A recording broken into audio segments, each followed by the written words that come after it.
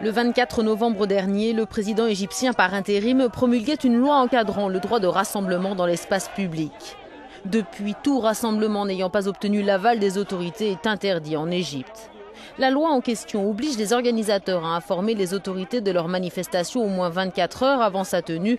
Ils doivent également fournir leurs coordonnées, le lieu ou le trajet du cortège, ainsi que le détail de leurs revendications. Au ministère de l'Intérieur de décider ensuite s'il autorise ou non le rassemblement. Au lendemain de cette réforme controversée, de nombreux Égyptiens étaient descendus dans les rues pour la dénoncer. Voilà ce que disait ce militant des mouvements laïques de la jeunesse il y a 10 jours.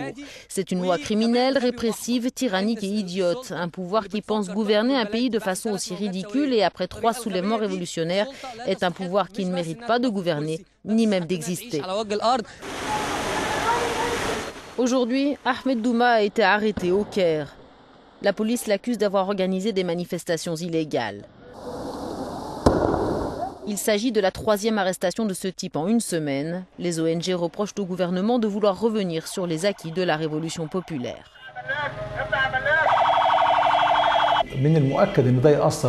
Il est certain que ceci a une influence sur la liberté d'expression et d'opinion ainsi que sur les droits des citoyens.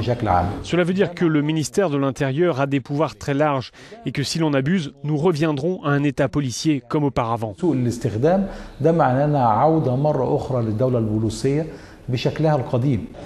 Le ministère égyptien de l'Intérieur justifie cette nouvelle loi comme un moyen de lutter contre le terrorisme et de mettre un terme au chaos qui règne dans le pays depuis la chute des frères musulmans.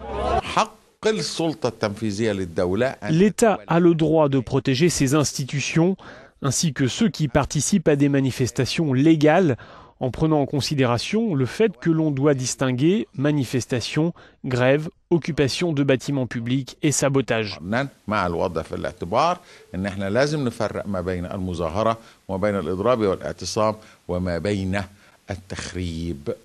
Cette nouvelle loi prévoit ainsi des amendes ou des peines de prison ferme pour des délits allant du port de la cagoule à celui de port d'armes lors de défilés ou de rassemblements.